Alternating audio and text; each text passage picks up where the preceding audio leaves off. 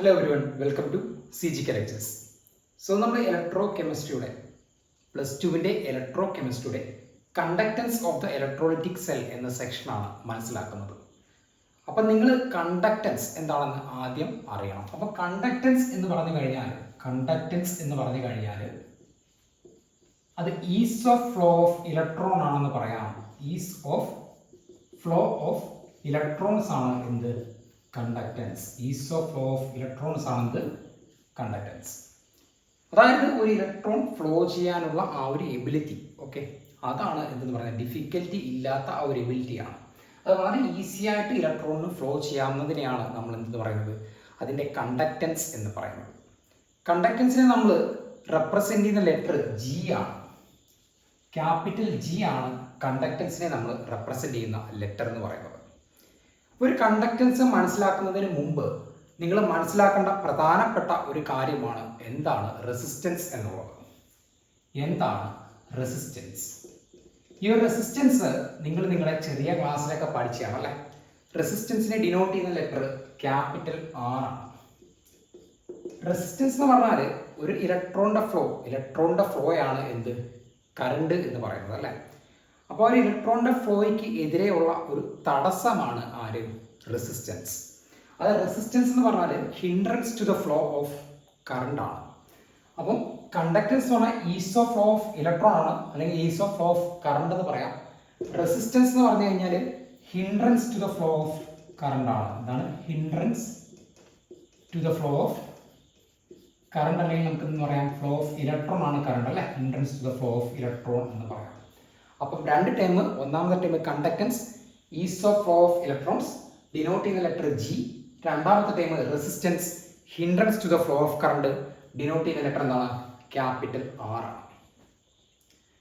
അപ്പോൾ നിങ്ങൾ അറിഞ്ഞിരിക്കേണ്ട ഒരു കാര്യം എന്ന് പറയുന്നത് ഈ റെസിസ്റ്റൻസിന്റെ യൂണിറ്റ് എന്താണെന്ന് നിങ്ങൾ പഠിച്ചിട്ടുണ്ട്. എന്താണ് ഓം ആണെന്ന് നിങ്ങൾ പഠിച്ചിട്ടുണ്ട് ചെറിയ ക്ലാസ്സിൽ അല്ലേ. ഓം, OHM, ഓം ആണ്. അതിന് റെപ്രസെന്റ് ചെയ്ത സിമ്പൽ ഏതാണ്? ഇതാണല്ലേ. ഓമിനെ നമ്മൾ ഇങ്ങനെയാണ് റെപ്രസെന്റ് ചെയ്യുന്നത്. എന്നാൽ നിങ്ങൾ ഓർക്കേണ്ട കാര്യം എന്ന് പറയുന്നത് ഇത് രണ്ടും എന്താണ് രണ്ട് ഓപ്പോസിറ്റ് കാര്യങ്ങളാണ് അല്ലേ. ഒരാൾ ഇലക്ട്രോണിന്റെ ഫ്ലോയെ സഹായിക്കുന്നു, മറ്റേ ഇലക്ട്രോണിന്റെ ഫ്ലോയെ എന്ത് ചെയ്യുന്നു തടസ്സപ്പെടുത്തുന്നു. അതുകൊണ്ട് നമുക്ക് പറയാം കണ്ടക്ടൻസ് ജി എന്ന് പറയുന്നത് 1/r ആണെന്ന് നിങ്ങൾ അറിഞ്ഞിരിക്കണം. കണ്ടക്ടൻസ് ജി എന്ന് പറയുന്നത് 1/r ആണ്. അതായത് ഒരു മെറ്റീരിയലിന്റെ കണ്ടക്ടൻസ്, ഒരു മെറ്റീരിയലിന് ഇലക്ട്രോണിനെ കടത്തിവിടാനുള്ള കഴിവ് അതിന്റെ റെസിസ്റ്റൻസ് കൂടുകയാണെങ്കിൽ എന്ത് ചെയ്യും? കുറയും. ഓക്കെ, അതായത് കണ്ടക്ടൻസ് കൂടുകയാണെങ്കിൽ റെസിസ്റ്റൻസ് കുറയും എന്ന് നിങ്ങൾ മനസ്സിലാക്കണം. കണ്ടക്ടൻസ് കൂടുകയാണെങ്കിൽ റെസിസ്റ്റൻസ് കുറയും എന്ന് നിങ്ങൾ മനസ്സിലാക്കണം. ഇനി നിങ്ങൾ കണ്ടക്ടൻസിന്റെ യൂണിറ്റ് നമ്മൾ പറഞ്ഞു, റെസിസ്റ്റൻസിന്റെ യൂണിറ്റ് ഓം ആണെന്ന് പറഞ്ഞു അല്ലേ. എന്നാൽ കണ്ടക്ടൻസിന്റെ യൂണിറ്റ് നമുക്ക് എങ്ങനെ കണ്ടുപിടിക്കാം? കണ്ടക്ടൻസിന്റെ യൂണിറ്റ് കണ്ടുപിടിക്കാൻ ഇതിന്റെ ഇക്വേഷൻ ഉണ്ടല്ലേ. G = എന്താണ് 1/r എന്ന് നമ്മൾ പറഞ്ഞു. R റെസിസ്റ്റൻസിന്റെ യൂണിറ്റ് എന്താണ് 1/Ω ആണല്ലേ. OHM ആണല്ലേ. അതെങ്ങനെയാണ് 1/Ω എന്ന് റെപ്രസെന്റ് ചെയ്യുക അല്ലേ. 1/Ω എന്ന് പറഞ്ഞാൽ എന്താണ് Ω⁻⁻1 ആണ് എന്തിന്റെ യൂണിറ്റ്? കണ്ടക്ടൻസ് അല്ലെങ്കിൽ ജിയുടെ യൂണിറ്റ് ആണെന്ത് Ω⁻⁻1. ഇനി നമ്മൾ പറഞ്ഞു കണ്ടക്ടൻസ് എന്ന് പറയുന്നത് റെസിസ്റ്റൻസിന്റെ ഓപ്പോസിറ്റ് ആണെന്ന് പറഞ്ഞു അല്ലേ. അപ്പോൾ നിങ്ങൾ നോക്കണം, റെസിസ്റ്റൻസ് നമ്മൾ OHM എന്ന് എഴുതും അല്ലെ, യൂണിറ്റ് OHM എന്ന് എഴുതും. അങ്ങനെ കണ്ടക്ടൻസിന്റെ വേറൊരു യൂണിറ്റ് ആണ്, അതിനെ തിരിച്ചെഴുതുക എന്താണ് MHO, മോ എന്ന് പറയും. മോ. ഇനി ഒരു യൂണിറ്റും കൂടെ ഉണ്ട് കണ്ടക്ടൻസിന്റെ, വളരെ ഇമ്പോർട്ടൻ്റ് ആണ്, സീമൻ ആണ് കേട്ടോ. സീമൻ, SIEMEN, ക്യാപിറ്റൽ S കൊണ്ടാണ് നമ്മൾ റെപ്രസെന്റ് ചെയ്യുന്നത്. അപ്പം കണ്ടക്ടൻസിന്റെ 3 യൂണിറ്റ്, ഒന്ന് Ω⁻⁻1, മോ ആൻഡ് സീമൻ എന്ന് അറിഞ്ഞിരിക്കണം. എന്നാൽ റെസിസ്റ്റൻസിന്റെ യൂണിറ്റ് എന്താണ്? ഓം ആണ്. ഇനി നിങ്ങൾ ഓർക്കേണ്ട ഒരു കാര്യം, നമ്മൾ കണ്ടക്ടൻസിനെ പറ്റി പഠിക്കുന്നതിന് മുമ്പ് റെസിസ്റ്റൻസിന്റെ ചില പ്രോപ്പർട്ടീസ് നിങ്ങൾ അറിഞ്ഞിരിക്കണം. ഓക്കെ, അതായത് റെസിസ്റ്റൻസ് എന്ന് പറഞ്ഞാൽ hindrance to the flow of എന്താണ് ഇലക്ട്രോൺ ആണ്. അപ്പോൾ നിങ്ങൾ നോക്കേണ്ടത് ഒരു സബ്സ്റ്റൻസിന്റെ റെസിസ്റ്റൻസ് എന്ന് പറയുന്നത് അതിന്റെ നീളത്തിന് ഡയറക്ട്ലി പ്രൊപ്പോർഷണലും അതിന്റെ ഏരിയയ്ക്ക് എന്തുമായിരിക്കും? ഇൻവേഴ്സ്ലി പ്രൊപ്പോർഷണലുമായിരിക്കും. ആ ഒരു വസ്തുവിന്റെ നീളം കൂടുന്നതിനനുസരിച്ച് അതിൻ്റെ റെസിസ്റ്റൻസ് കൂടുകയും ഏരിയ കൂടുന്നതിനനുസരിച്ച് അതിൻ്റെ റെസിസ്റ്റൻസ് കുറയുകയും ചെയ്യും എന്ന് നിങ്ങൾ അറിഞ്ഞിരിക്കണം. അപ്പോൾ അത് ഓർത്ത് വെക്കാനായിട്ട് നിങ്ങൾക്ക് വളരെ ഈസി ആയിട്ട് നിങ്ങൾക്ക് ചിന്തിച്ചാൽ അറിയാൻ പറ്റും. ഉദാഹരണത്തിന് ഞാനിപ്പോൾ നിങ്ങളെ പഠിപ്പിക്കാനായിട്ട് ഒരു ട്യൂഷൻ സെൻറ്ററിലേക്ക് വരികയാണ്. അപ്പോൾ ഞാൻ വരുന്ന സമയത്ത് നിങ്ങൾ കുട്ടികൾ ഈ ഒരു സ്റ്റെപ്പിൽ ഇങ്ങനെ ഇരിക്കുകയാണ് കേട്ടോ. ഇതാണ് ട്യൂഷൻ സെൻറ്ററിൻ്റെ ആ സ്റ്റെപ്പ്. ഇവിടാണ് ആ ഒരു കഥകൾ. അപ്പം ഞാനെന്ന ആളെ നിങ്ങളൊരു ഇലക്ട്രോണായിട്ട് സങ്കല്പിച്ച് കഴിഞ്ഞാൽ, ഞാനെന്ന ആളെ ഒരു ഇലക്ട്രോണായിട്ട് സങ്കല്പിച്ച് കഴിഞ്ഞാൽ എൻ്റെ ആ ഒരു മൂവ്മെൻ്റ് ആണ് എന്ന് പറയുന്നത് കറണ്ട് എന്ന് പറയുന്നത് അല്ലേ. അപ്പം നമുക്ക് ഞാൻ ഇവിടെ എത്തിയപ്പോൾ രാവിലെ നിങ്ങൾ എന്ത് ചെയ്തിരിക്കുന്നു, ആ ഒരു സ്റ്റെപ്പിനടുത്ത് എല്ലാവരും ഇങ്ങനെ ഇരിക്കുകയാണ്. അപ്പം നിങ്ങൾ കുട്ടികൾ ഈ ഒരു സ്റ്റെപ്പിൽ ഇരിക്കുകയാണ്, കുറേ പേര് ഈ സ്റ്റെപ്പിൽ ഇരിക്കുകയാണ്. അപ്പോൾ നിങ്ങൾ ചിന്തിച്ച് നോക്കണം, ഈ ഒരു സ്റ്റെപ്പിൻ്റെ നീളം കൂടുതലാണെങ്കിൽ ആ ഇലക്ട്രോൺ എന്ന എനിക്ക് പെട്ടെന്ന് ഇങ്ങോട്ടേക്ക് എത്താനായിട്ട് സാധിക്കുമോ? ഇല്ല അല്ലേ. കാരണം എൻ്റെ പ്രതിരോധം എന്തുമായിരിക്കും? കൂടുതലായിരിക്കും, എൻ്റെ റെസിസ്റ്റൻസ് കൂടുതലായിരിക്കും. കാരണം എനിക്ക് കുറേ ദൂരം സഞ്ചരിക്കേണ്ടി വരും ഇവിടെ എത്താനായിട്ട് അല്ലേ. അതുകൊണ്ട് ലെന്ത് കൂടുമ്പോൾ, ഒരു സബ്സ്റ്റൻസിൻ്റെ ലെന്ത് കൂടുമ്പോൾ അതിൻ്റെ റെസിസ്റ്റൻസ് എന്ത് ചെയ്യും? കൂടും എന്ന് നിങ്ങൾ ഓർക്കണം. അതിൻ്റെ കണ്ടക്റ്റൻസ് എന്ത് ചെയ്യും? കുറയും എന്ന് ഓർക്കണം അല്ലേ. കാരണം റെസിസ്റ്റൻസിൻ്റെ ഓപ്പോസിറ്റാണ് കണ്ടക്റ്റൻസ്. റെസിസ്റ്റൻസ് കൂടിക്കഴിഞ്ഞാൽ കണ്ടക്റ്റൻസ് എന്ത് ചെയ്യും? കുറയും എന്ന് നിങ്ങൾ മനസ്സിലാക്കണം. അപ്പോൾ ഒരു സബ്സ്റ്റൻസിൻ്റെ ലെന്ത് കൂടിയപ്പോൾ അതിൻ്റെ റെസിസ്റ്റൻസ് കൂടുമെന്ന് നിങ്ങൾക്ക് മനസ്സിലായി. ഇനി ആ ഒരു ഏരിയ എടുത്ത് നോക്കിയേ. രാവിലെ ഞാൻ നിങ്ങളിങ്ങനെ ഇരിക്കുകയാണ്, പക്ഷേ ഈ ഒരു സ്റ്റെപ്പിന് ഇത്തിരി കൂടി ഒരു വീതിയുള്ള സ്റ്റെപ്പ് ആയിരുന്നെങ്കിൽ, ഇത്തിരി ഏരിയയും കൂടെ കൂടിയ സ്റ്റെപ്പ് ആയിരുന്നെങ്കിൽ എന്ത് ചെയ്യാമായിരുന്നു? എനിക്ക് ഈസി ആയിട്ട് ഈ ഒരു വഴി കയറി പോകാമായിരുന്നു അല്ലേ. ഒരു തടസ്സവും കൂടാതെ ഈസി ആയിട്ട് എന്ത് ചെയ്യാൻ പറ്റുമായിരുന്നു? ഈ ഒരു വഴിയിലൂടെ ആ കഥവിലേക്ക് എത്താൻ കഴിയുമായിരുന്നു. അതായത് അതിൻ്റെ ഏരിയ കൂടുതലാണെങ്കിൽ അതിൻ്റെ പ്രതിരോധം അല്ലെങ്കിൽ റെസിസ്റ്റൻസ് എന്തായിരിക്കും? കുറവായിരിക്കും എന്ന് മനസ്സിലാക്കണം. അപ്പോൾ രണ്ട് കാര്യം പഠിച്ചു. ഒരു സബ്സ്റ്റൻസിൻ്റെ നീളത്തിന് ആ നീളം കൂടുകയാണെങ്കിൽ അതിൻ്റെ റെസിസ്റ്റൻസ് എന്തായിരിക്കും? അതിൻ്റെ റെസിസ്റ്റൻസ് കൂടും, കണ്ടക്റ്റൻസ് എന്ത് ചെയ്യും? കുറയും. ഇനി ഒരു മെറ്റീരിയലിൻ്റെ ഏരിയ കൂടുതലാണെങ്കിൽ അതിൻ്റെ റെസിസ്റ്റൻസ് എന്ത് ചെയ്യും? കുറയും, അതിൻ്റെ കണ്ടക്റ്റൻസ് എന്ത് ചെയ്യും? കൂടും എന്ന് മനസ്സിലാക്കണം. അപ്പോൾ ഇനി R is directly proportional to L/A എന്ന് എഴുതാം. L എന്താണ്? ലെന്ത് ആണ്. A എന്താണ്? ഏരിയ ആണ്. ആ ഒരു മെറ്റീരിയലിൻ്റെ ഏരിയ ആണ്, ഏരിയ ഓഫ് ക്രോസ് സെക്ഷൻ ആണ് എന്തെന്ന് പറയുന്നത് A എന്ന് ലെറ്റർ. അപ്പോൾ ഈ ഒരു കാര്യം നിങ്ങൾക്ക് മനസ്സിലായി ഞാൻ വിശ്വസിക്കുന്നു. അപ്പോൾ നിങ്ങൾ നോക്കേണ്ട കാര്യം എന്ന് പറയുന്നത്, നമുക്കിവിടുന്ന് R is directly proportional to L/A എന്ന് കിട്ടി അല്ലേ. ഇനി ഈ ഒരു പ്രൊപ്പോർഷണാലിറ്റി സൈൻ മാറ്റാനായിട്ട് ഞാൻ എന്ത് ചെയ്യുന്നു? ഒരു കോൺസ്റ്റന്റ് കൊണ്ട് മൾട്ടിപ്ലൈ ചെയ്യുന്നു. അപ്പോൾ ഇത് മാറ്റി ഈക്വൽ എന്ന് എഴുതാമല്ലോ. ഒരു കോൺസ്റ്റന്റ് റോ ഇൻറ്റു L/A എന്ന് എഴുതാം. ഈ ഒരു കോൺസ്റ്റന്റ് റോയെ നമ്മൾ വിളിക്കുന്ന പേരാണ് റെസിസ്റ്റിവിറ്റി. ഈ ഒരു കോൺസ്റ്റന്റ് റോയെ നമ്മൾ വിളിക്കുന്ന പേരാണ് റെസിസ്റ്റിവിറ്റി അല്ലെങ്കിൽ സ്പെസിഫിക് റെസിസ്റ്റൻസ് എന്ന് വിളിക്കും. എന്നാണ് റെസിസ്റ്റിവിറ്റി അല്ലെങ്കിൽ സ്പെസിഫിക് റെസിസ്റ്റൻസ്. ഓക്കെ, റോ എന്നാണ് നമ്മൾ റെപ്രസെന്റ് ചെയ്യുന്നത് കേട്ടോ. അപ്പം എന്താണ് ഒരു റെസിസ്റ്റിവിറ്റി അല്ലെങ്കിൽ സ്പെസിഫിക് റെസിസ്റ്റൻസ്? എന്താണ് ഒരു, നിങ്ങൾക്ക് പരീക്ഷയ്ക്ക് ചോദിക്കുകയാണ് എന്താണ് സ്പെസിഫിക് റെസിസ്റ്റൻസ് അല്ലെങ്കിൽ റെസിസ്റ്റിവിറ്റി? നിങ്ങൾ നോക്കണം, നിങ്ങൾ ഒരു വസ്തുവിൻ്റെ ഒരു മെറ്റീരിയലിൻ്റെ ലെന്ത് 1 യൂണിറ്റ് എടുത്തു. ഓക്കെ, 1 മീറ്റർ എടുത്തു. അതിൻ്റെ ഏരിയ 1 മീറ്റർ സ്ക്വയർ ഉള്ള ഒരു ഏരിയ ഉള്ള ഒരു മെറ്റലിൻ്റെ ഒരു പീസാണ്, ഒരു മെറ്റീരിയലാണ് നിങ്ങൾ എടുത്തതെങ്കിൽ, ഓക്കെ, 1 മീറ്റർ ലെന്തും 1 മീറ്റർ സ്ക്വയർ ഏരിയയുമുള്ള ഒരു മെറ്റീരിയലാണ് നിങ്ങൾ എടുത്തതെങ്കിൽ നിങ്ങൾ നോക്കാം R എന്തായിട്ട് മാറും? R = റോ ഇൻറ്റു 1/1 എന്ന് വരും.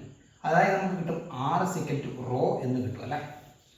അതായത് ആക്ച്വലി ഈ റോ അല്ലെങ്കിൽ റെസിസ്റ്റിവിറ്റി അല്ലെങ്കിൽ സ്പെസിഫിക് റെസിസ്റ്റൻസ് എന്ത് തന്നെയാണ്? അത് റെസിസ്റ്റൻസ് തന്നെയാണ്. എപ്പോഴുള്ള റെസിസ്റ്റൻസ് ആണ്?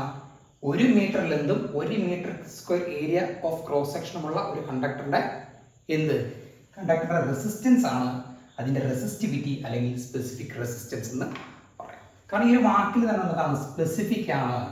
അത് 1 യൂണിറ്റ് നീളവും 1 metre square area of cross സെക്ഷനും ഉള്ള ഒരു വസ്തുവിന്റെ റെസിസ്റ്റൻസ് ആണ് എന്തെന്ന് പറയുന്നത്, അതിന്റെ റെസിസ്റ്റിവിറ്റി എന്ന് പറയുന്നത്. അപ്പം R = റോ എന്ന് കിട്ടും. അപ്പം റെസിസ്റ്റിവിറ്റിയെ നമുക്ക് എങ്ങനെ ഡെഫിനിഷൻ കൊടുക്കാനായിട്ട് കഴിയും? It is the resistance of a material. എപ്പോഴുള്ള റെസിസ്റ്റൻസ് ഓഫ് എ മെറ്റീരിയൽ? എപ്പോഴുള്ള having unit length and unit area of cross section. ഒരു യൂണിറ്റ് ലെന്തും ഒരു യൂണിറ്റ് ഏരിയ ഓഫ് ക്രോസ് സെക്ഷനും ഉള്ള ഒരു മെറ്റീരിയലിന്റെ റെസിസ്റ്റൻസ് ആണ് എന്ത്? അതിന്റെ റെസിസ്റ്റിവിറ്റി അല്ലെങ്കിൽ സ്പെസിഫിക് റെസിസ്റ്റൻസ് എന്ന് നിങ്ങൾ മനസ്സിലാക്കണം. ഇനി നമുക്ക് ഇതിന്റെ ഒരു യൂണിറ്റ്, ഈ ഒരു റോയുടെ ഒരു യൂണിറ്റ് അല്ലെങ്കിൽ ഒരു റെസിസ്റ്റിവിറ്റിയുടെ ഒരു അല്ലെങ്കിൽ സ്പെസിഫിക് റെസിസ്റ്റൻസിന്റെ യൂണിറ്റ് എങ്ങനെ കണ്ടുപിടിക്കാം? നോക്കിയേ, നമുക്ക് ഈ ഒരു ഇക്വേഷൻ കിട്ടി അല്ലേ. ഇവിടുന്ന് റോയ്ക്ക് ഒരു ഇക്വേഷൻ എഴുതി എങ്ങനെ എഴുതാൻ പറ്റും? R × A ഇങ്ങോട്ട് വരും അല്ലേ. R × A/L എന്ന് വരും അല്ലേ. ആറിന്റെ യൂണിറ്റ് എന്താണ്? റെസിസ്റ്റൻസിന്റെ യൂണിറ്റ് ഓം, ഏരിയയുടെ യൂണിറ്റ് മീറ്റർ സ്ക്വയർ, ലെന്തിന്റെ യൂണിറ്റ് മീറ്റർ അല്ലേ. 1 മീറ്റർ പറ്റിപ്പോയി എന്ത് കിട്ടും? ഓം മീറ്റർ ആണ് എന്തിന്റെ യൂണിറ്റ്? റെസിസ്റ്റിവിറ്റി അല്ലെങ്കിൽ സ്പെസിഫിക് റെസിസ്റ്റൻസിന്റെ യൂണിറ്റ് എന്ന് പറയുന്നത്. ഇനി നമ്മൾ ഈ ഒരു മീറ്റർ സ്ക്വയറിന് പകരം നമ്മൾ ഏരിയ ഒരു സെന്റിമീറ്ററിലാണ് പറയുന്നതെങ്കിൽ നമുക്ക് എന്ത് കിട്ടും? ഓം സെന്റിമീറ്റർ എന്നാണ് റെസിസ്റ്റിവിറ്റി അല്ലെങ്കിൽ സ്പെസിഫിക് റെസിസ്റ്റൻസിന്റെ യൂണിറ്റ് എന്ന് നിങ്ങൾ മനസ്സിലാക്കണം. അപ്പോൾ നമ്മൾ ഇത്രയും കാര്യങ്ങൾ പഠിച്ചു. 3 കാര്യങ്ങൾ.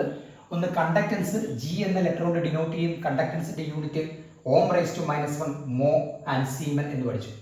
രണ്ടാമത് പഠിച്ച കാര്യം റെസിസ്റ്റൻസ് എന്താണെന്നാണ്. Hindrance to the flow of current ആണ് അല്ലെങ്കിൽ ഇലക്ട്രോൺ ആണ് എന്തെന്ന് പറയുന്നത് റെസിസ്റ്റൻസ് എന്ന് പറയുന്നത്. അതിന്റെ യൂണിറ്റ് ഓം എന്ന് പഠിച്ചു. ഇനി മൂന്നാമത്തെ ടേമാണ് നമ്മൾ പഠിച്ചത് റെസിസ്റ്റിവിറ്റി അല്ലെങ്കിൽ സ്പെസിഫിക് റെസിസ്റ്റൻസ് എന്ന് പഠിച്ചു. എന്താണ്? അതും ഒരു റെസിസ്റ്റൻസ് തന്നെയാണ്. എപ്പോഴുള്ള റെസിസ്റ്റൻസ് ആണ്? 1 മീറ്റർ ലെന്തും 1 metre square area of cross സെക്ഷനുമുള്ള ഒരു മെറ്റീരിയലിന്റെ റെസിസ്റ്റൻസ് ആണ് എന്ത്? അതിന്റെ റെസിസ്റ്റിവിറ്റി അല്ലെങ്കിൽ സ്പെസിഫിക് റെസിസ്റ്റൻസ് എന്ന് നമുക്ക് പറയാം. ഇനി അടുത്ത ഒരു ടേം വരുന്നതാണ് എന്താണ് കണ്ടക്ടിവിറ്റി അല്ലെങ്കിൽ സ്പെസിഫിക് കണ്ടക്ടൻസ്. എന്താണ് കണ്ടക്ടിവിറ്റി അല്ലെങ്കിൽ സ്പെസിഫിക് കണ്ടക്ടൻസ് എന്ന് അറിയണം. Conductivity or specific conductance.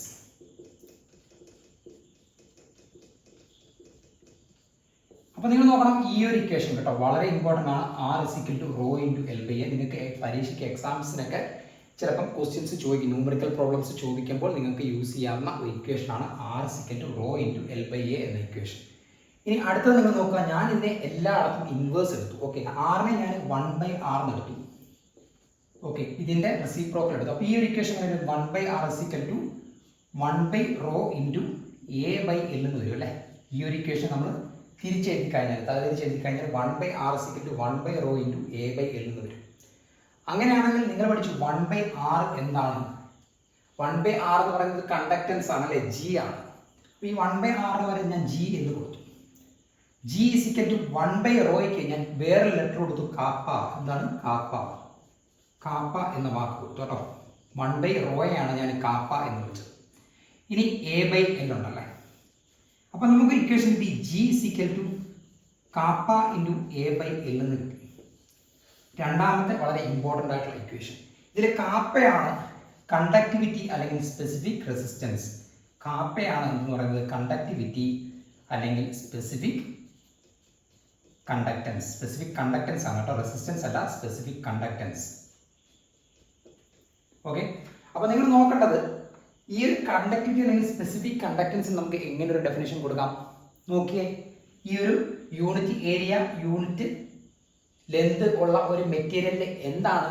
അതിന്റെ കണ്ടക്ടൻസ് ആണ് എന്ത്? കണ്ടക്ടിവിറ്റി. കാരണം എയ്ക്കും എല്ലിനും ഞാൻ 1 കൊടുത്തു കഴിഞ്ഞാൽ എനിക്ക് എന്ത് കിട്ടും? ജി = K എന്ന് കിട്ടും. കണ്ടക്ടിവിറ്റി = കണ്ടക്ടൻസ് എന്ന് കിട്ടും.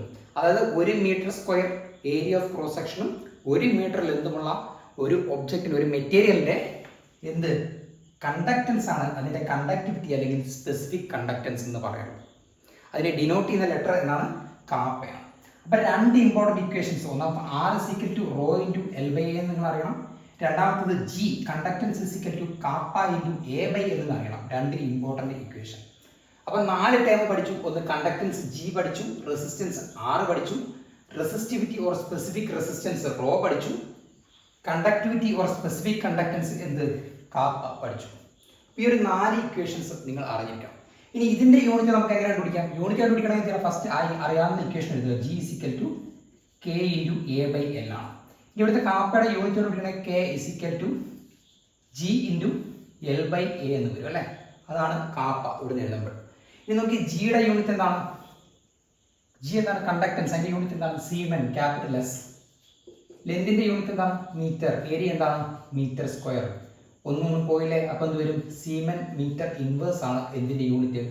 നമ്മുടെ കാപ്പയുടെ യൂണിറ്റ്. അതായത് കണ്ടക്ടിവിറ്റി അല്ലെങ്കിൽ സ്പെസിഫിക് കണ്ടക്ടൻസിന്റെ യൂണിറ്റ് സീമൻ മീറ്റർ ഇൻവേഴ്സ് ആണ്. റെസിസ്റ്റിവിറ്റി അല്ലെങ്കിൽ സ്പെസിഫിക് റെസിസ്റ്റൻസിന്റെ യൂണിറ്റ് ഓം മീറ്റർ ആണ് നിങ്ങൾ അറിഞ്ഞിരിക്കണം. ഇന്ന് ബൈകാട്ട് ചെയ്യേണ്ട കാര്യമില്ല. എന്ത് ചെയ്യാൻ? ഡയറക്റ്റ് ആയിട്ട് ആ ഒരു ഇക്വേഷൻ അറിയാമെങ്കിൽ നിങ്ങൾക്ക് ആ ഒരു യൂണിറ്റ് കറക്റ്റായിട്ട് കണ്ടുപിടിക്കാനായിട്ട് സാധിക്കും.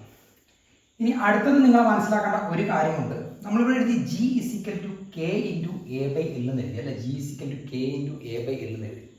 ഇനി ഈ ഒരു L/A എന്ന് പറയുന്ന ഒരു ടേം ഇവിടെ ഉണ്ടല്ലേ. R = ρ × L/A. Resistance = resistivity × length divided by area. ഈ L/A നമ്മൾ വിളിക്കുന്ന പേരാണ് സെൽ കോൺസ്റ്റന്റ്. എന്താണ്? Cell constant. L/A എന്ന് പറഞ്ഞാൽ എന്താണ്? സെൽ കോൺസ്റ്റന്റ് ആണ്. അതിനെ ഡിനോട്ട് ചെയ്യുന്ന ലെറ്റർ എന്ന് പറയുന്നത് G* ആണ് കേട്ടോ. G* ആണ്. അപ്പം സെൽഫ് കോൺസ്റ്റന്റ് എന്താണ്? L/A. ഒരു മെറ്റീരിയലിന്റെ ലെന്തിനെയും അതിന്റെ ഏരിയ ഓഫ് ക്രോസ് സെക്ഷനെ ഡിവൈഡ് ചെയ്യുന്ന വാല്യൂ ആണെന്ത്? Self constant. അതാണ് G സ്റ്റാർ. അപ്പം G വരുന്ന 3 കാര്യങ്ങൾ നമ്മൾ ഈ ചാപ്റ്ററിൽ പഠിച്ചു. G എന്ന് പറയുന്ന എന്താണ്? കണ്ടക്ടൻസ് ആണ്. G സ്റ്റാർ എന്താണ്? സെൽഫ് കോൺസ്റ്റന്റ് ആണ്. പിന്നെ നമ്മൾ പഠിച്ച ഒന്നാണ് ഡെൽറ്റ G. അതെന്താണ്? ഗിബ്സ് ഫ്രീ എനർജി ചേഞ്ച് ആണ്. ലേൺസ്റ്റ് ഇക്വേഷൻ പഠിച്ചപ്പോൾ പഠിച്ചാൽ ഡെൽറ്റ G എന്താണ്? ഗിബ്സ് ഫ്രീ എനർജി ചേഞ്ച് ആണ്. അങ്ങോട്ടും ഇങ്ങോട്ടും മാറിപ്പോരുത് കേട്ടോ. ഇപ്പൊ നിങ്ങൾ നോക്കാം, R = ρ × L/A എന്ന് കിട്ടി അല്ലേ? അപ്പം L/A ആണ് എന്തെന്ന് പറയുന്നത്? G സ്റ്റാർ എന്ന് പറയുന്നത് അല്ലേ? Self constant. അങ്ങനെയാണെങ്കിൽ A/L എന്താണ്? ഇതിന് തിരിച്ചെഴുതി കഴിഞ്ഞാൽ എന്ത് കിട്ടും? 1/G സ്റ്റാർ എന്ന് കിട്ടും അല്ലേ? 1/G star. അങ്ങനെയാണെങ്കിൽ ഈ ഒരു ഇക്വേഷനിൽ നമുക്ക് എന്തുണ്ട്? G = K × A/L എന്നില്ലേ? G = K × A/L ഉണ്ട്. അപ്പോൾ K × A/, കാപ്പയാണ് കേട്ടോ K എന്ന് ഉദ്ദേശിക്കുന്നത്. A/L എന്താണ്?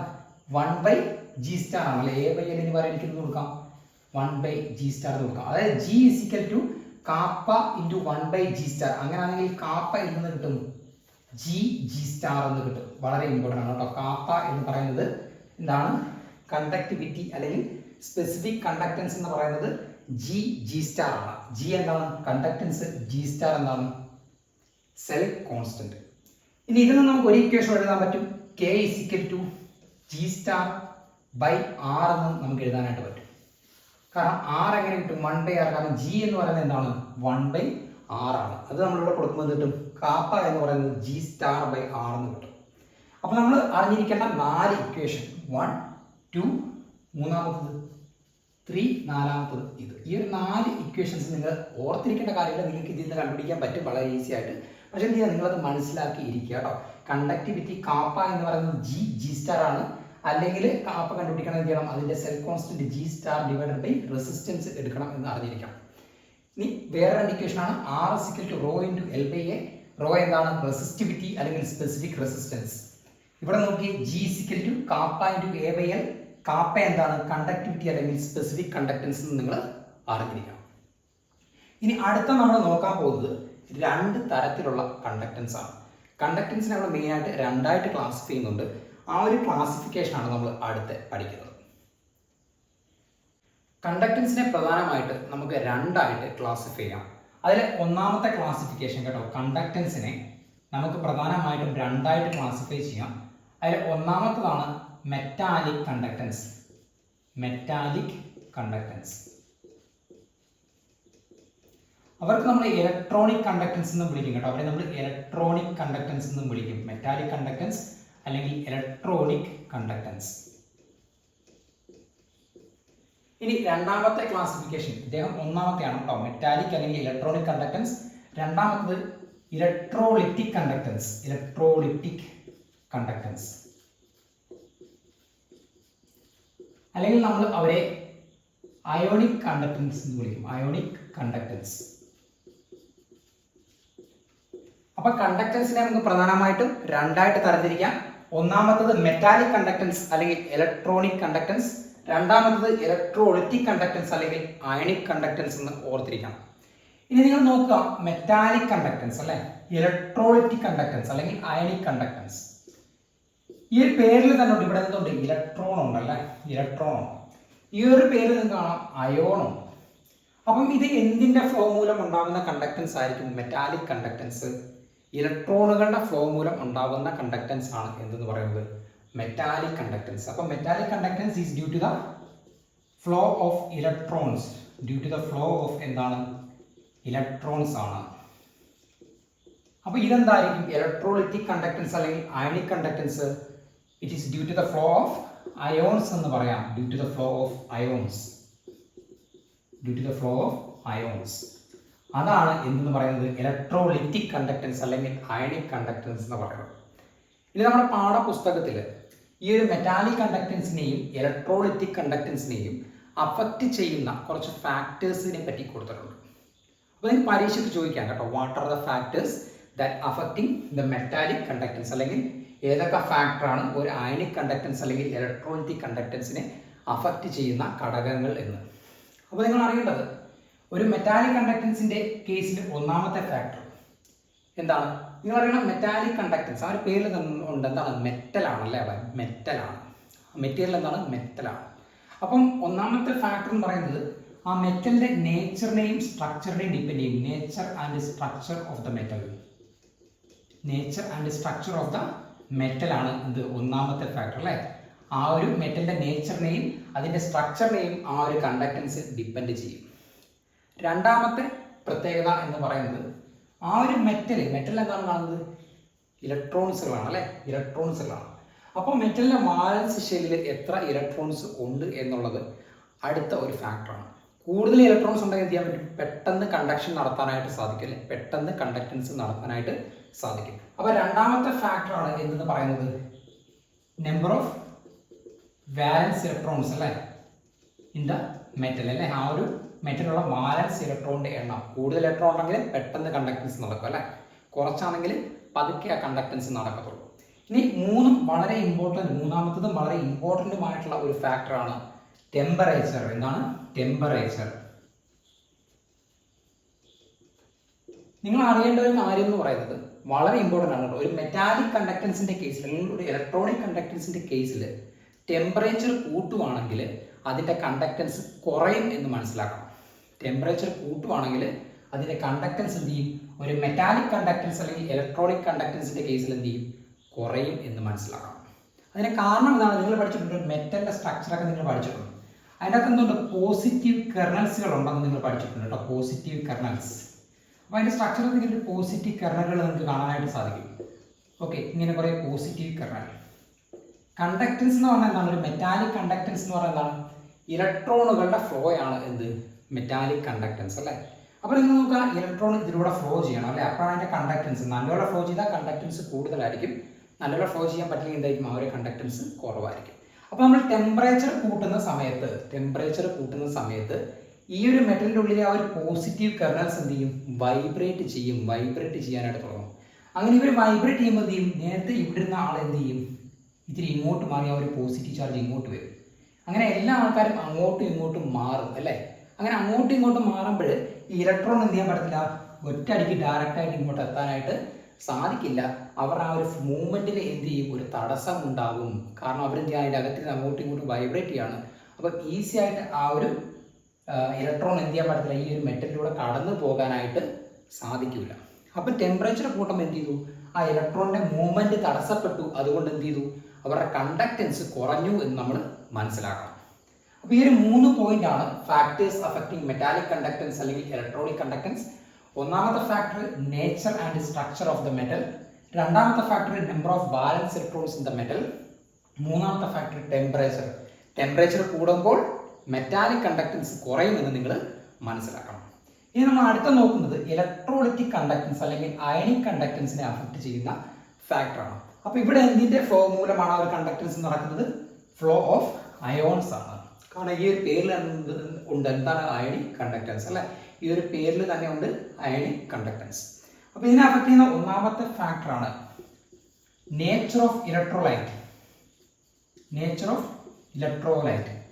കാരണം എന്താണ്, ഇലക്ട്രോലൈറ്റ് എന്ന് പറയാൻ കാരണം ഇപ്പോൾ അയോൺസ് ആണല്ലേ. അയോൺസ് കാണുന്നത് നമ്മൾ പറഞ്ഞു, അത് മോൾട്ടൺ NaCl ഇലക്ട്രോളിസിസ് ഒക്കെ പഠിച്ചു അല്ലേ. ഇവരെന്താണ് Na+ അയോൺസ് Cl- അയോൺസുമാണ് അല്ലേ. ഇവരെന്താണ് ഇലക്ട്രോലൈറ്റ് ആണെന്ന് നമ്മൾ പഠിച്ചു. അപ്പം അയോണുകളുടെ ഫ്ലോ ആവുമ്പോൾ അതിലെ ഫാക്ടർ എന്ന് പറയുന്നത് എന്താണ്, നേച്ചർ ഓഫ് ഇലക്ട്രോലൈറ്റ് ഒന്നാമത്തെ ഫാക്ടറാണ് അല്ലേ. ഇവിടെ എന്താണ്, ആ ഒരു മെറ്റലിന്റെ നേച്ചറാണ്. ഇവിടെ എന്താണ്, ആ ഒരു ഇലക്ട്രോലൈറ്റിന്റെ നേച്ചറാണെന്ന് നിങ്ങൾ മനസ്സിലാക്കണം. ഇനി ഇലക്ട്രോലൈറ്റ് എന്ന് പറഞ്ഞാൽ എന്താണ്, ഇലക്ട്രോലൈറ്റ് എന്ന് പറഞ്ഞാൽ എന്താണ്, ഇലക്ട്രോലൈറ്റ് എന്ന് പറഞ്ഞാൽ ഏതൊരു സബ്സ്റ്റൻസിനാണോ അയോൺസ് ആയിട്ട് മാറാൻ കഴിയുന്നത്, ഒരു സോൾവെന്റിലോ അല്ലെങ്കിൽ ഒരു മോൾട്ടൺ സ്റ്റേറ്റിൽ ഏതൊരു സബ്സ്റ്റൻസിനാണോ അയോണായിട്ട് മാറാൻ കഴിയുന്നത്, അയോണായിട്ട് ഡിസോസിയേറ്റ് ചെയ്യാൻ കഴിയുന്നത്, അങ്ങനെയുള്ള സബ്സ്റ്റൻസുകളാണ് എന്ന് പറയുന്നത് ഇലക്ട്രോലൈറ്റ് എന്ന് പറയുന്നത്.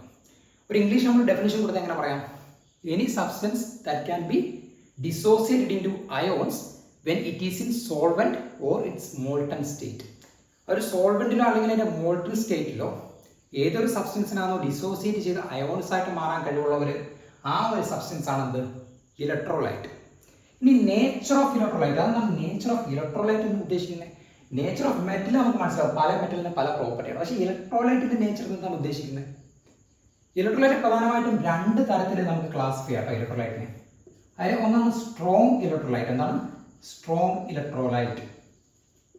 രണ്ടാമത്തെ അപ്പോൾ എന്തായിരിക്കും? ഇത് സ്ട്രോങ് ആണെങ്കിൽ ഇത് വീക്ക് ഇലക്ട്രോലൈറ്റ് ആയിരിക്കും. എന്താണ് വീക്ക് ഇലക്ട്രോലൈറ്റ്. അപ്പം ഇലക്ട്രോലൈറ്റ് എന്താ നമ്മൾ പറഞ്ഞു? Any substance that dissociated into ions when it is in solvent or its molten state ആണെന്ന് പറഞ്ഞു. അപ്പം സ്ട്രോങ് ഇലക്ട്രോലൈറ്റ് എന്ന് പറഞ്ഞാൽ ഉദാഹരണം നിങ്ങൾ നോക്കേണ്ടത് NaCl എന്താണ്? ഒരു സ്ട്രോങ് ഇലക്ട്രോലൈറ്റ് ആണ്. ഞാനൊരു 100 മോളിക്യൂൾ NaCl എടുത്തു കഴിഞ്ഞാൽ, ഒരു 100 മോളിക്യൂൾ NaCl എടുത്തു കഴിഞ്ഞാൽ, ഓക്കെ, ഞാനതൊരു സൊല്യൂഷൻ പ്രിപ്പയർ ചെയ്യുകയാണെങ്കിൽ അതിലൊരു 100 മോളിക്യൂളും എന്തായാലും ഒരു 100 Na+ അയോൺസും 100 Cl- അയോൺസുമായിട്ട് അവർ ഡിസോസിയേറ്റ് ചെയ്യും. അതായത് അവർ കംപ്ലീറ്റ് ആയിട്ട് എന്ത് ചെയ്യും? ഡിസോസിയേറ്റ് ചെയ്യും. അങ്ങനെ കംപ്ലീറ്റ് ആയിട്ട് ഡിസോസിയേറ്റ് ചെയ്യുകയാണെങ്കിൽ നമുക്ക് പറയാം അവരുടെ ഡിഗ്രി ഓഫ് ഡിസോസിയേഷൻ കൂടുതലാണ്. ഡിഗ്രി ഓഫ് ഡിസോസിയേഷൻ, ആ ഒരു ഡിസോസിയേറ്റ് ചെയ്യുന്ന ഡിഗ്രി എന്താണ്? കൂടുതലാണ്. അത് നമ്മൾ ആൽഫ എന്ന് പറയും. അതിനെപ്പറ്റി നമ്മൾ പിന്നീട് പഠിക്കും. അപ്പോൾ അതിൻ്റെ ഡിഗ്രി ഓഫ് ഡിസോസിയേഷൻ എന്താണ്? ഹൈ ആണ് എന്ന് പറയും. ഓക്കെ, അപ്പോൾ ഒരു സ്ട്രോങ് ഇലക്ട്രോലൈറ്റ് എന്ന് പറഞ്ഞാൽ എന്താണ്? ഒരു സ്ട്രോങ് ഇലക്ട്രോലൈറ്റ് എന്ന് പറഞ്ഞാൽ ഒരു സബ്സ്റ്റൻസ് കംപ്ലീറ്റ് ആയിട്ട് അയോണായിട്ട് ഡിസോസിയേറ്റ് ചെയ്യുന്നവരെയാണ് നമ്മൾ എന്തെന്ന് പറയുന്നത്? സ്ട്രോങ് ഇലക്ട്രോലൈറ്റ് എന്ന് പറയുന്നത്. ഒരു 100 മോളിക്യൂൾ NaCl എടുത്തു, അതിൻ്റെ ഒരു സൊല്യൂഷൻ പ്രിപ്പയർ ചെയ്ത് കംപ്ലീറ്റ് ആയിട്ട് അല്ലെങ്കിൽ ഒരു മോൾട്ടൺ സ്റ്റേറ്റിൽ അത് എന്തായിട്ട് മാറും? കംപ്ലീറ്റ് ആയിട്ട് Na+ഉം Cl- അയോൺസുമായിട്ട് മാറും. കംപ്ലീറ്റ് ഡിസോസിയേഷൻ ആണ്. അവരുടെ ഡിഗ്രി ഓഫ് ഡിസോസിയേഷൻ കൂടുതലാണ്. അവരാണ് ആര്? Strong electrolytes. എന്നാൽ വീക്ക് ഇലക്ട്രോലൈറ്റ്സ് എന്ന് പറഞ്ഞു കഴിഞ്ഞാൽ നിങ്ങൾ ഓർക്കേണ്ട ഒരു ഉദാഹരണമാണ് CH3COH. അസറ്റിക് ആസിഡ് ആണ് അല്ലേ? CH3COH. അപ്പോൾ ഞാനിതൊരു 100 മോളിക്യൂൾ CH3COH എടുത്തു കഴിഞ്ഞാൽ, 100 മോളിക്യൂൾ CH3COH എടുത്തു കഴിഞ്ഞാൽ, ഓക്കെ, അതിലൊരു 90 മോളിക്യൂളും CH3COH ആയിട്ട് തന്നെ നിൽക്കും കേട്ടോ. CH3COH ആയിട്ട് തന്നെ നിൽക്കും. ഒരു 10 മോളിക്യൂൾ മാത്രമേ അത് CH3COO- H+ഉമായിട്ട് ഡിസോസിയേറ്റ് ചെയ്യത്തുള്ളൂ. അതായത് ഒരു കുറഞ്ഞ ഫ്രാക്ഷൻ മാത്രമേ എന്തായിട്ട് മാറുന്നുള്ളൂ? ഡിസോസിയേഷൻ നടന്ന് CH3COO- H+ഉമായിട്ട് മാറുന്നുള്ളൂ. അങ്ങനെ അവരുടെ ഡിഗ്രി ഓഫ് ഡിസോസിയേഷൻ എന്താണെന്ന് പറയാൻ പറ്റും? കുറവാണ് അല്ലേ? ഒരു സ്ട്രോങ് ഇലക്ട്രോലൈറ്റിന്റെ ഡിഗ്രി ഓഫ് ഡിസോസിയേഷൻ ഹൈ ആണ്. ഒരു വീക്ക് ഇലക്ട്രോലൈറ്റിന്റെ ആൽഫ എന്താണ്? ഡിഗ്രി ഓഫ് ഡിസോസിയേഷൻ ആൽഫ എന്താണ്? ലോവർ ആണ് എന്ന് പറയാം. അപ്പം അതാണ് ഒരു സ്ട്രോങ് ഇലക്ട്രോലൈറ്റും വീക്ക് ഇലക്ട്രോലൈറ്റും തമ്മിലുള്ള വ്യത്യാസം. ഒരു സ്ട്രോങ് ഇലക്ട്രോലൈറ്റ് എന്ന് പറഞ്ഞാൽ അവരുടെ ഡിഗ്രി ഓഫ് ഡിസോസിയേഷൻ എന്താണ്? കൂടുതലാണ്. അവരെന്ത് ചെയ്യും? കംപ്ലീറ്റ് ആയിട്ട് എന്തായിട്ട് മാറും? ഡിസോസിയേറ്റ് ചെയ്ത് അയോൺസ് ആയിട്ട് മാറും. എന്നാൽ വീക്ക് ഇലക്ട്രോലൈറ്റ് എന്താണ്? അത് കംപ്ലീറ്റ് ആയിട്ട് അയോൺസ് ആയിട്ട് ഡിസോസിയേറ്റ് ചെയ്ത് മാറത്തില്ല. എന്താണ്? അവരുടെ ഡിഗ്രി ഓഫ് ഡിസോസിയേഷൻ ലോവർ ആണെന്ന് നമുക്ക് പറയാം. അപ്പം നിങ്ങൾ ഓർക്കേണ്ടത് നമ്മൾ ഇലക്ട്രോലൈറ്റ് എന്താണെന്ന് പഠിച്ചോളൂ. Any substance that dissociate into ions when it is dissolved in its molten state or solvent എന്ന് പഠിച്ചു. ഇനി നിങ്ങൾ നോക്കട്ടെ എന്താണ് നോൺ ഇലക്ട്രോലൈറ്റ്? നോൺ ഇലക്ട്രോലൈറ്റ് എന്താണ്? അപ്പോൾ ഇലക്ട്രോലൈറ്റ് അല്ലാത്തവരെന്താണ്? അതിന് ഓപ്പോസിറ്റ് ആണല്ലേ? ഏതൊരു സബ്സ്റ്റൻസ് ആണോ അയോണായിട്ട് ഡിസോസിയേറ്റ് ചെയ്യാത്തത് അവരാണ് എന്ന് പറയുന്നത് നോൺ ഇലക്ട്രോലൈറ്റ്സ് എന്ന് പറയുന്നത്. അതിൻ്റെ ഉദാഹരണം നിങ്ങൾ മനസ്സിലാക്കിയിരിക്കണം. അതിന് എക്സാമ്പിളാണ് യൂറിയ, ഷുഗർ കേട്ടോ, ഷുഗർ, പഞ്ചസാര. അതൊക്കെ എന്താണ്? നോൺ ഇലക്ട്രോലൈറ്റ്സ് ആണ്. അപ്പോൾ നിങ്ങൾ സാറേ നമ്മൾ ഷുഗർ എടുത്തു, ഞാനത് വെള്ളത്തിൽ കലക്കുമ്പോൾ അത് കംപ്ലീറ്റ് ആയിട്ട് സൊല്യൂഷനായിട്ട് മാറുന്നില്ലേ എന്ന് നിങ്ങൾ ചിലപ്പോൾ ചിന്തിക്കും അല്ലേ? ഞാൻ പറഞ്ഞു ഉപ്പ് എന്താണ്? ഒരു സ്ട്രോങ് ഇലക്ട്രോലൈറ്റ് ആണ്. എന്നിട്ട് ഞാൻ പറഞ്ഞു ഷുഗർ എന്താണ്? ഒരു നോൺ ഇലക്ട്രോലൈറ്റ് ആണെന്ന് പറയും. കാരണം ഇവരെന്ത് ചെയ്യത്തില്ല? ഡിസോസിയേറ്റ് ചെയ്യത്തില്ല എന്ന് ഞാൻ പറഞ്ഞു. പക്ഷെ വെള്ളത്തിൽ ആക്ച്വലി സംഭവിക്കുന്നത്, നമ്മൾ വെള്ളത്തിൽ ആ ഒരു ഷുഗർ കലക്കുമ്പോൾ ആക്ച്വലി സംഭവിക്കുന്നത് അവിടുത്തെ സോലുബിലിറ്റി ആണ് കേട്ടോ. അത് സോലുബിൾ ആവുകയാണ്, ഡിസോസിയേറ്റ് ചെയ്യുകയല്ല ചെയ്യുന്നത്. പക്ഷെ നമ്മൾ ഒരു സോഡിയം ക്ലോറൈഡിൻ്റെ സൊല്യൂഷൻ, ഒരു ഉപ്പിൻ്റെ സൊല്യൂഷൻ നമ്മൾ പ്രിപ്പയർ ചെയ്താൽ അതിൽ സോഡിയം ക്ലോറൈഡ് Na+ഉം Cl- ഡിസോസിയേറ്റ് ചെയ്യുകയാണ് ചെയ്യുന്നത്. പക്ഷേ ഈ ഒരു ഷുഗറിൻ്റെ കേസിൽ അവരുടെ സ്ട്രക്ചർ നിങ്ങൾ പരിശോധിച്ച് കഴിഞ്ഞാൽ അവരിൽ ധാരാളം OH ഗ്രൂപ്പുകളാണ്. OH group. അപ്പോൾ ഈ OH ഗ്രൂപ്പുകൾക്ക് ഹൈഡ്രജൻ ബോണ്ടിങ് നടത്താനുള്ള കഴിവ് ഉള്ളത് കൊണ്ടാണ് ഇത് സോലുബിൾ ആവുന്നത്. ഇത് ഡിസോസിയേറ്റ് ചെയ്യുന്നില്ല, സോലുബിൾ ആണ് ആവുന്നത്. ഓക്കെ, അപ്പോൾ ഷുഗറും യൂറിയയും ഒരു നോൺ ഇലക്ട്രോലൈറ്റിന് ഉദാഹരണമാണെന്ന് നിങ്ങൾ അറിഞ്ഞിരിക്കണം. ഓക്കെ, അപ്പോൾ നമ്മൾ ഒന്നാമത്തെ ഫാക്ടർ പഠിച്ചു, നേച്ചർ ഓഫ് ഇലക്ട്രോലൈറ്റ്. നേച്ചർ എന്ന് ഉദ്ദേശിക്കുന്നത് 2 തരത്തിൽ ഇലക്ട്രോലൈറ്റ് ഉണ്ട്. സ്ട്രോങ് ഇലക്ട്രോലൈറ്റ്, വീക്ക് ഇലക്ട്രോലൈറ്റും ഉണ്ട്. അന്നേരം നമ്മൾ പറഞ്ഞു സ്ട്രോങ് ഇലക്ട്രോലൈറ്റ് പറഞ്ഞാൽ അവരുടെ ഡിഗ്രി ഓഫ് ഡിസോസിയേഷൻ കൂടുതലാണ്. വീക്ക് ഇലക്ട്രോലൈറ്റ് എന്താണ്? അവരുടെ ഡിഗ്രി ഓഫ് ഡിസോസിയേഷൻ കുറവാണ്. പിന്നെ എന്താണ്? നോൺ ഇലക്ട്രോലൈറ്റ്സ് എന്ന് പഠിച്ചു. എന്താണ്? ഡിസോസിയേറ്റ്, എന്താണ്? ഒരു സബ്സ്റ്റൻസ് അയോൺസ് ആയിട്ട് ഡിസോസിയേറ്റ് ചെയ്യാത്തവരെയാണ് നമ്മൾ എന്ന് വിളിക്കുന്നത് നോൺ ഇലക്ട്രോലൈറ്റ്സ് എന്ന് വിളിക്കുന്നത്. അതിന് ഉദാഹരണം എന്താണെന്ന് പഠിച്ചു? യൂറിയ, ഷുഗർ എന്ന് പഠിച്ചു. ഇനി അടുത്ത ഒരു ഫാക്ടർ വരുന്നതാണ്, ഒന്നാമത്തെ നേച്ചർ ഓഫ് ദ ഇലക്ട്രോലൈറ്റ് ആണ്. രണ്ടാമത്തതാണ് size of the ion and their solvation, size of the ion and their solvation എന്ന് പറയാം. അപ്പോൾ നിങ്ങൾ അറിയിക്കണം എന്താണ് size of the ion and their solvation. കാരണം ഇതിലെന്താണ് അയോണിന്റെ ഫ്ലോ ആണ് അയോണിക് കണ്ടക്ടൻസ്. അപ്പോൾ അയോണിന്റെ സൈസ് എന്തായിരിക്കും? അതിനെ ഡിപ്പെൻഡ് ചെയ്യുന്ന ആ ഒരു കണ്ടക്ടൻസിനെ ഡിപ്പെൻഡ് ചെയ്യുന്ന ഫാക്ടർ ആയിരിക്കും അല്ലേ സൈസ് ഓഫ് ദ അയോൺ. അതായത് ചെറിയ സൈസ് ഉള്ളവർക്കാണെങ്കിൽ എന്ത് ചെയ്യാൻ പറ്റും? പെട്ടെന്ന് മൂവ് ചെയ്യാനായിട്ട് പറ്റും അല്ലേ. നമ്മളൊരു വലിയ ക്രൗഡഡ് ആയിട്ടുള്ള ഒരു സ്ഥലത്ത് പോയി നിന്നാൽ, വലിയൊരു ക്രൗഡ് ഉള്ള ഒരു സ്ഥലത്ത് പോയി നിന്നാൽ ചെറിയ ആളുകൾക്ക് അത് ഈസി ആയിട്ട് കയറി പോകാൻ പറ്റും അല്ലേ. അപ്പം അയോണിന്റെ സൈസ് കുറവാണെങ്കിൽ അതിന്റെ കണ്ടക്ടൻസ് എന്ത് ചെയ്യും? കൂടും. പക്ഷെ എന്താണ് സോൾവേഷൻ എന്ന് കൂടെ പറയാൻ കാരണം? എന്താണ് സോൾവേഷൻ? നിങ്ങൾ ശ്രദ്ധിക്കേണ്ട കാര്യം, നമ്മൾ 2 അയോൺ എടുത്തു. ഒന്ന് Na+ എടുത്തു, ഓക്കെ, രണ്ടാമത് K+ എടുത്തു, സോഡിയവും പൊട്ടാസ്യവും എടുത്തു. അപ്പോൾ നിങ്ങൾക്കറിയാം സോഡിയം പൊട്ടാസ്യം നോക്കുമ്പോൾ ആർക്കാണ് സൈസ് കൂടുതൽ? പൊട്ടാസ്യമാണ് വലിയ ആറ്റം എന്ന് പറയുന്നത്. സോഡിയം എന്താണ്? ചെറിയ ആറ്റമാണ്. രണ്ടും എന്താണ്? അയോണുകളാണ് അല്ലേ. ഇവിടെ സോഡിയം അയോണാണ്, പൊട്ടാസ്യം അയോണാണ്. അപ്പോൾ നമ്മുടെ സൈസ് 2 വ്യത്യസ്ത സൈസുള്ള 2 നമ്മൾ അയോൺസുകൾ എടുത്തു.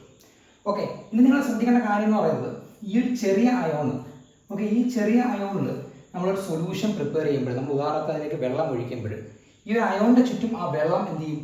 ഒരു കേജ് ഫോം ചെയ്യും അല്ലേ. അതിനെയാണ് നമ്മൾ സോൾവേഷൻ എന്ന് പറയുന്നത്. വെള്ളത്തിലാണെങ്കിൽ നമ്മളതിനെ ഹൈഡ്രേഷൻ എന്ന് പറയും, വെള്ളമാണെങ്കിൽ നമ്മളതിനെ ഹൈഡ്രേഷൻ എന്ന് പറയും. വേറെ ഏതൊരു സോൾവെൻ്റ് ആണെങ്കിൽ നമ്മൾ എന്ന് പറയും? സോൾവേഷൻ എന്ന് പറയും. ഓക്കെ, ഈ കേസിൽ നമ്മൾ വെള്ളം ഒഴിച്ചു. വെള്ളം ഒഴിക്കുമ്പോൾ എന്ത് ചെയ്യും? ആ ഒരു അയോൺസിൻ്റെ ചുറ്റും എന്ത് ചെയ്യും? ആ വാട്ടർ മോളിക്യൂൾ ഇങ്ങനെ വന്ന് നിൽക്കും അല്ലേ. അപ്പോൾ നിങ്ങൾ നോക്കുക, ഈ ഒരു സോഡിയത്തിൻ്റെ ചുറ്റും ഒരു ലെയർ ഫോം ചെയ്യാനായിട്ട് 3 വാട്ടർ മോളിക്യൂൾ വേണം. ഓക്കെ, ഈ ഒരു സോഡിയത്തിന് ചുറ്റും ലെയർ ഫോം ചെയ്യാനായിട്ട് 3 വാട്ടർ മോളിക്യൂൾ വേണമെങ്കിൽ നമ്മൾ ഒഴിച്ചതിൽ മൊത്തത്തിൽ 12 വാട്ടർ മോളിക്യൂൾ ഉണ്ടെങ്കിൽ, ഓക്കെ, ആദ്യത്തെ ലെയർ ഫോം ചെയ്യാൻ 3 വേണം, രണ്ടാമത്തെ ലെയർ ഫോം ചെയ്യാനായിട്ട് 4 വേണം, ഓക്കെ, മൂന്നാമത്തെ ലെയർ ഫോം ചെയ്യാനായിട്ട് 5 എണ്ണം വേണം. അപ്പോൾ എത്ര കിട്ടി? 5 + 4 + 3 എത്ര കിട്ടി? 12 കിട്ടി. അപ്പം 3 ലെയർ ഫോം ചെയ്യാനായിട്ട് 12 വാട്ടർ മോളിക്യൂളുകൾ വേണം അല്ലേ. ആരുടെ കേസിൽ? ആ ഒരു ചെറിയ അയോണിൻ്റെ കേസിൽ. ഇതാണ് നമ്മുടെ K+ എന്ന് പറയുന്ന അയോൺ വലുതല്ലേ, വലിയ സൈസുള്ള അയോണാണ്. അപ്പോൾ ഇയാളുടെ പുറത്ത് ഒരു 3 വാട്ടർ മോളിക്യൂളിൽ ഒരു ലെയർ ഫോം ചെയ്യാൻ പറ്റുമോ? ഇല്ല അല്ലേ. കാരണം ഇയാളുടെ സൈസ് എന്താണ്? വലുതാണ്. അപ്പോൾ ഇവിടെ ചിലപ്പോൾ എന്ത് വേണം? 5 വാട്ടർ മോളിക്യൂൾ, ഇതിൻ്റെ പുറത്തും ചെയ്യണം ഒരു 5 വാട്ടർ മോളിക്യൂൾ ഇങ്ങനെ നിൽക്കേണ്ട വരും. ഇതിന് വേണ്ടിയിട്ട് ഒരു ലെയർ ഉണ്ടാക്കാനായിട്ട് അല്ലേ. ഇനി അടുത്ത ലെയർ അതിലും വലുതല്ലേ, അവിടെ എത്ര വേണ്ടി വരും? 7 വാട്ടർ മോളിക്യൂൾ വേണം. അതായത് 5 + 7 എന്നാണ് നിൽക്കുന്നത്. അപ്പോൾ നിങ്ങൾ നോക്കി, ഈ ഒരു ചെറിയ അയോണിൻ്റെ ചുറ്റും എത്ര ലെയർ ഫോം ചെയ്തു? 1, 2, 3 അല്ലേ. 3 ലെയർ, 1, 2, 3 ലെയർ ഫോം ചെയ്തു. എന്നാൽ ഈ ഒരു വലിയ പൊട്ടാസ്യം അയോണിൻ്റെ ചുറ്റും എത്ര ലെയർ ഫോം ചെയ്തു? 2 ലെയർ ഫോം ചെയ്തു. അതായത് ഒരു ലെയറിൻ്റെ എണ്ണം കൂടുതലാണെങ്കിൽ ഈ ലെയറിൻ്റെ ഇല്ലേ എതിരെ സഞ്ചരിച്ചിട്ട് വേണം ആർക്ക് മൂവ് ചെയ്യാനായിട്ട്? ആ അയോണിന് മൂവ് ചെയ്യാനായിട്ട്. കാരണം അവരുടെ ചുറ്റും എന്താണ്? ഒരു ലെയർ ഫോം ചെയ്തിരിക്കുകയാണ്. അവരെ പ്രതിരോധിച്ചിട്ട് വേണം എന്ത് ചെയ്യാനായിട്ട്? അയോണുകൾക്ക് മൂവ് ചെയ്യാനായിട്ട്. അപ്പോൾ ഒരു അയോണിൻ്റെ സൈസ് കുറവാണെങ്കിൽ അവർക്ക് പെട്ടെന്ന് മൂവ് ചെയ്യാൻ പറ്റുമെങ്കിലും അവരുടെ സോൾവേഷൻ്റെ റേറ്റ് എന്തായിരിക്കും? കൂടുതലായിരിക്കും. കാരണം അവരിൽ എന്തെങ്കിലും കൂടുതൽ ലെയർ ഫോം ചെയ്യും. അപ്പോൾ അവർക്ക് പെട്ടെന്ന് മൂവ് ചെയ്യാനായിട്ട് പറ്റത്തില്ല. പക്ഷേ ഒരു വലിയ അയോൺ ആണെങ്കിൽ അവർക്ക് പെട്ടെന്ന് മൂവ് ചെയ്യാൻ പറ്റത്തില്ല. പക്ഷേ അവരുടെ പുറമേ ഉള്ള ആ ഒരു ലെയറിൻ്റെ എണ്ണം എന്തായിരിക്കും? കുറവായിരിക്കും. അതുകൊണ്ട് അവർക്ക് എന്ത് ചെയ്യാൻ പറ്റും? ഇതിനെ കമ്പയർ വിത്തിലൂടെ മൂവ് ചെയ്യാനായിട്ട് പറ്റും. അതുകൊണ്ട് ഈ 2 ഫാക്ടറും, ഒരു അയോണിൻ്റെ സൈസും അതിൻ്റെ സോൾവേഷനും എന്താണ്? ഈ ഒരു അയോണിക് കണ്ടക്ടൻസിനെ ഡിപ്പെൻഡ് ചെയ്യുന്ന ഫാക്ടറാണെന്ന് നിങ്ങൾ മനസ്സിലാക്കണം. ഓക്കെ, അതുകൊണ്ടാണ് ഇവിടെ നമ്മൾ സൈസ് ഓഫ് ദ അയോൺ മാത്രം പറയാത്തത്, നമ്മൾ സോൾവേഷനും കൂടെ കൺസിഡർ ചെയ്യാനായിട്ടുള്ള കാരണം എന്ന് പറയുന്നത്. ഇനി മൂന്നാമത്തെ ഫാക്ടറാണ് ഒരു ഇലക്ട്രോലൈറ്റിൻ്റെ കോൺസെൻട്രേഷൻ. മൂന്നാമത്തെ ഫാക്ടറാണ് കോൺസെൻട്രേഷൻ ഓഫ് ഇലക്ട്രോലൈറ്റ്. അപ്പോൾ കോൺസെൻട്രേഷൻ ഓഫ് ഇലക്ട്രോലൈറ്റ് എന്ന് ഉദ്ദേശിക്കുന്നത് വളരെ എളുപ്പമാണ്. നമ്മൾ കോൺസെൻട്രേഷൻ കൂടുതലാണെങ്കിൽ അതിൻ്റെ അകത്ത് അയോണിൻ്റെ അളവ് കൂടുതലായിരിക്കും അല്ലേ. കോൺസെൻട്രേഷൻ കൂടുതലാണെങ്കിൽ അയോണിൻ്റെ അളവ് കൂടുതലായിരിക്കും. അതായത് നമ്മളൊരു കട്ടൻ ചായ നല്ല കടുപ്പത്തിൽ കുടിച്ചു കഴിഞ്ഞാൽ അതിനകത്ത് നമ്മൾ കൂടുതൽ തേയില ഇടുന്നതുകൊണ്ടാണ് അത് കടുപ്പമാവുന്നത് അല്ലേ. കടുത്ത കട്ടൻ ചായ, കടുപ്പമുള്ള കട്ടൻ ചായ ആകുന്നത്. അതിൻ്റെ കോൺസെൻട്രേഷൻ കൂടുതലായിരിക്കും, അതിന് അയോണിൻ്റെ എണ്ണം കൂടുതലായിരിക്കും. അയോണിൻ്റെ എണ്ണം കൂടുതലായ എന്ത് ചെയ്യും? പെട്ടെന്ന് കണ്ടക്ടൻസ് നടക്കും. അപ്പോൾ ഒരു കോൺസെൻട്രേഷൻ കുറഞ്ഞ ഇലക്ട്രോലൈറ്റിൻ്റെ കണ്ടക്ടൻസ് എന്തായിരിക്കും? കുറവായിരിക്കും. ഒരു കോൺസെൻട്രേഷൻ കൂടിയ ഇലക്ട്രോലൈറ്റിൻ്റെ കണ്ടക്ടൻസ് എന്തായിരിക്കും? കൂടുതലായിരിക്കും എന്ന് മനസ്സിലാക്കണം. ഇനി നാലാമത്തതാണ് viscosity of the solvent. Viscosity of the solvent. എന്താണ് വിസ്കോസിറ്റി ഓഫ് ദ സോൾവെന്റ് കൊണ്ട് ഉദ്ദേശിക്കുന്നത്? വിസ്കോസിറ്റി കൊണ്ട് ഉദ്ദേശിക്കുന്നത് പറഞ്ഞാൽ അതും ഒരു തടസ്സമാണ് അല്ലേ. വിസ്കോസിറ്റി, വിസ്കസ് ലിക്വിഡ് എന്നൊക്കെ പറയും. നമ്മൾ വെള്ളവും തേനും എടുത്തു കഴിഞ്ഞാൽ ഏതാണ് പെട്ടെന്ന് നമ്മൾ ചരിച്ചൊഴിച്ചു കഴിഞ്ഞാൽ താഴേക്ക് പോകുന്നത്? വെള്ളമാണ്. കാരണം തേനിൻ്റെ വിസ്കോസിറ്റി കൂടുതലാണെന്ന് നമ്മൾ പറയും. തേനിൻ്റെ വിസ്കോസിറ്റി കൂടുതലാണെന്ന് പറയും. ഇനി നമ്മൾ വെള്ളവും ഗ്ലിസറോളും എടുത്ത് നോക്കിയേ, വെള്ളം വാട്ടറും ഗ്ലിസറോളും എടുത്ത് നോക്കി, ആർക്കാണ് വിസ്കോസിറ്റി കൂടുതൽ? ഗ്ലിസറോളിനാണ് വിസ്കോസിറ്റി കൂടുതൽ. അതുകൊണ്ട് ഒരു അയോണിന് ഫ്ലോ ചെയ്യാൻ ഒരു ഗ്ലിസറോളിലൂടെ എന്താണ്? പാടാണ്. അയാൾ തടസ്സം പോലെ ആക്ട് ചെയ്യും. വെള്ളത്തിനെ അപേക്ഷിച്ച് ഗ്ലിസറോളിലൂടെ ഒരു അയോണിന് മൂവ് ചെയ്യണമെങ്കിൽ അത് പാടാണ്. അതുകൊണ്ടാണ് നമ്മൾ എടുത്ത ആ ഒരു സോൾവെന്റ് അതിൻ്റെ വിസ്കോസിറ്റിയെ ആര് ഡിപ്പെൻഡ് ചെയ്യുന്നുണ്ട്? ആ ഒരു കണ്ടക്ടൻസ് ഡിപ്പെൻഡ് ചെയ്യുന്നുണ്ട്. ഒരു വിസ്കോസിറ്റി കുറഞ്ഞ സോൾവെന്റിലാണെങ്കിൽ എന്ത് ചെയ്യും? പെട്ടെന്ന് അയോൺസിന് മൂവ് ചെയ്യാനായിട്ട് പറ്റും. അതുകൊണ്ട് തന്നെ അതിൻ്റെ കണ്ടക്ടൻസ് എന്ത് ചെയ്യും? കൂടുമെന്ന് പറയാം. ഒരു വിസ്കോസിറ്റി കൂടിയ സോൾവെന്റ് ആണെങ്കിലോ അയോണുകൾക്ക് പെട്ടെന്ന് മൂവ് ചെയ്യാനായിട്ട് പറ്റത്തില്ല. അതുകൊണ്ട് അവർ അയണിക് കണ്ടക്ടൻസ് എന്ത് ചെയ്യും? കുറയും എന്ന് നിങ്ങൾ മനസ്സിലാക്കണം. ഇനി അഞ്ചാമത്തതും അവസാനത്തതുമായ ഏറ്റവും ഇമ്പോർട്ടൻ്റ് ആയിട്ടുള്ള ഒരു പോയിന്റാണ് ടെമ്പറേച്ചർ.